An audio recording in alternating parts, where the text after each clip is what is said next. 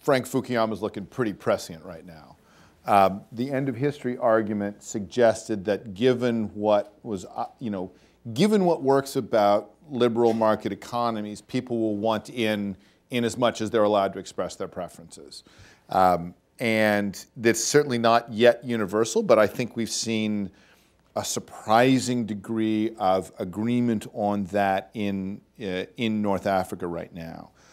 I do think that social media had an effect here, and if I had to pick a couple of things to focus on, I'd say the Kafaya movement and the April 6th labor movement in Egypt, Kafaya dating back to 2004, the April 6th movement to 2008, each of which was an attempt not to coordinate with an ideology, but to coordinate rather with shared agreements among really ideologically dispersed groups. Kafaya means enough in Egypt, and it was a movement started largely in the blogosphere between secular pro-democracy movement and Islamists, all of whom could come together and agree that however much they disagreed about other things, they all wanted Mubarak out.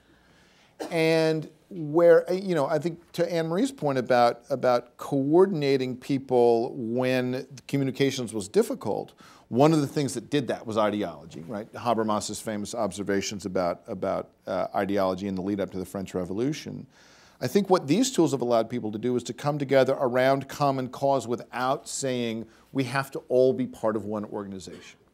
The enormous tension in all of this, also reflecting what Anne-Marie's saying about the technologies of oppression having been amped up, the governments of that region, and I think autocratic governments the world over, have created a situation in which what we know of as ordinary political dispute, dated from, roughly pick a date, 1688 to present, have largely been broken.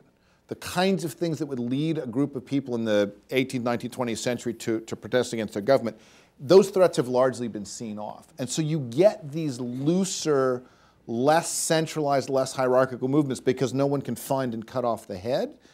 The problem is that there is no shadow government in waiting when the revolution fully revolves, right? El Baradei says, well, maybe my people are calling me back. He shows up. No, in fact not, right? But he didn't know that until he gets to Tahrir, right? Because who knew? And so the real question now is, there is a period in history which we didn't used to have before, which is after the revolutionaries have won, but before it's clear who's taking over. And that is a new problem. That is a 21st century problem.